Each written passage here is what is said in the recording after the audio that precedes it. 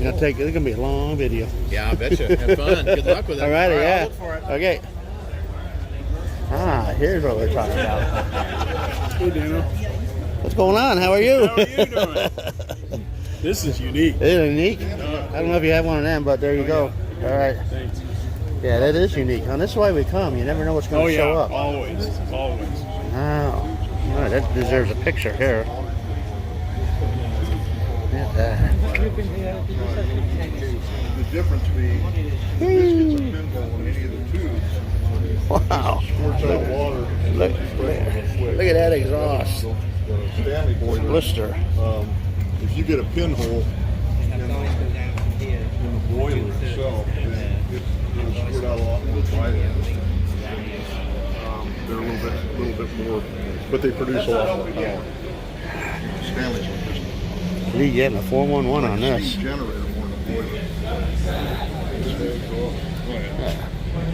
boiler. Got wire wheels. Bicycle wheels almost, huh? I can see the guts. Sure. The Blister. California horseless carriage. You don't know where it's been. Gonna pop the top. This is Rube Goldberg stuff, guys. Wow, huh? Oh, wow. Well, this only turns around, I don't know, 1,200, 800 RPM. They're very low. And so that alternator doesn't charge the battery, it kind of augments it. Yeah. And keeps it from going dead quicker.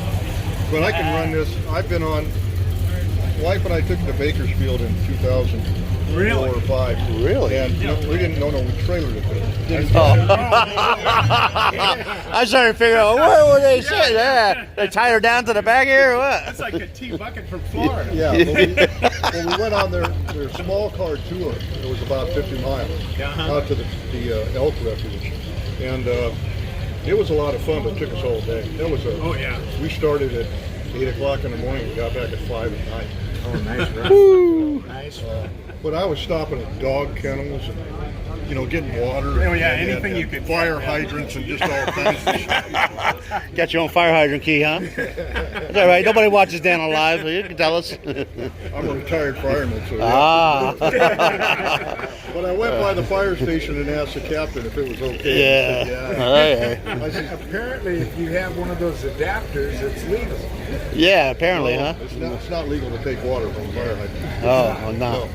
No, because the city, that's why the city has meters and stuff on it for those. Oh. They charge for that. Oh. Lee, you better put that tool away. Yeah. I don't want to catch you at State Beach. So Anyway. did you do all the plumbing work on it? Yeah. Wow. That's why it's all crooked. Well, yeah, but Who knew unless you point it out? that's right. This is the boiler here. Okay. And Boiler. There's Boiler room. half-inch boiler tube in there, about 108 of them. About that long. And How all long? put together, it's kind of it's a funny boiler that we kind of made up, and it works okay. What happens is there's a switch here.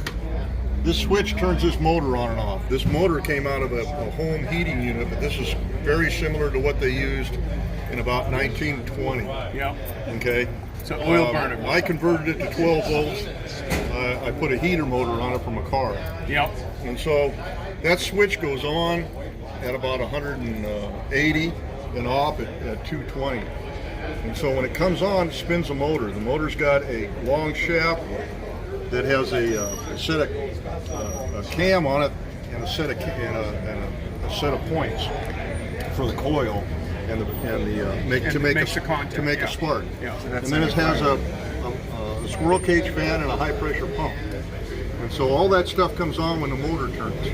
The fan supplies air, the coil supplies spark, and the high pressure pump takes whatever fuel, pushes it down to the bottom. There's a tube coming out on the bottom of that and goes into the bottom of the boiler. Okay. Yeah. The spark, there's a set of electrodes that are separated about this far. The spark jumps right in front of this atomizing valve that I have down there. And that valve is proportioned to whatever fuel it is that I'm using. Kerosene, gas. So to run off any. It'll run off anything I want. I choose gas because it's a lot easier. Yeah. So when the motor starts, the pump produces pressure, shoves it down there. The atomizing valve sprays a very fine mist, and that mist is ignited by the spark, and it blows fire into the boiler. That's basically how it works.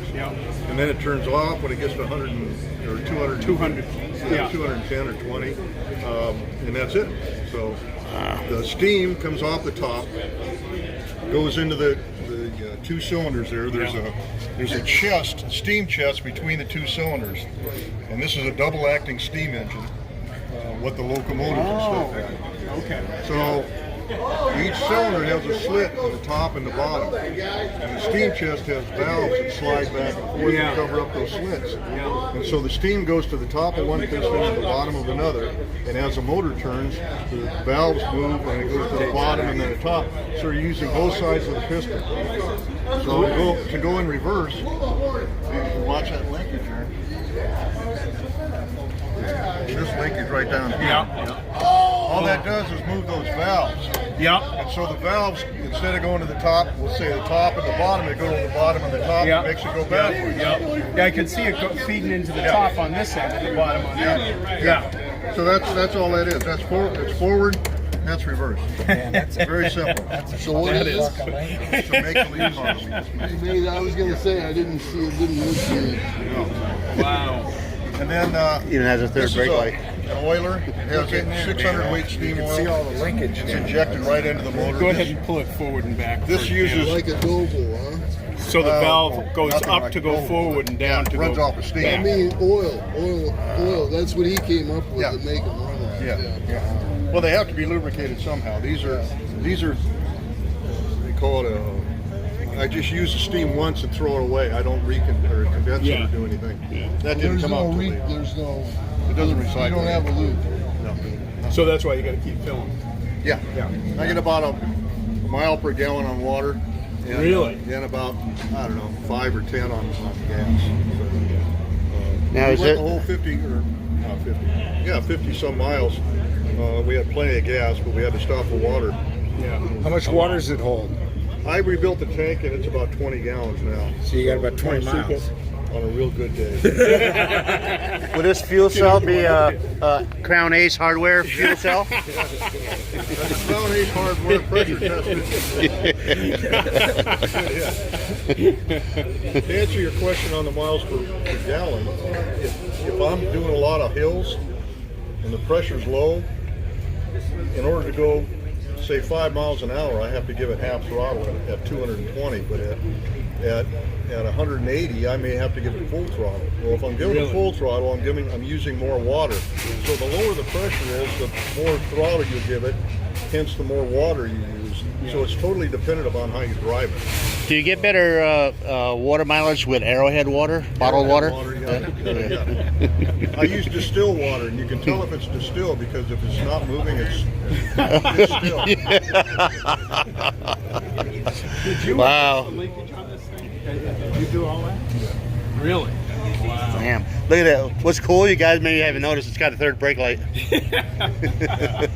One headlight, which Yeah, is great. yeah. I would have loved to I don't know see if you got it coming back at taillights? 5 o'clock. There you have. We're gonna move on with the walkthrough, but there you have. Always something new here at Donor Derek's. That's what. That's a steamer. Look at that. How about that? Check that out. Running on water.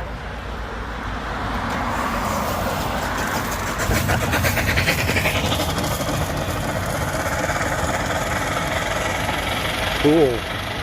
On Damavision.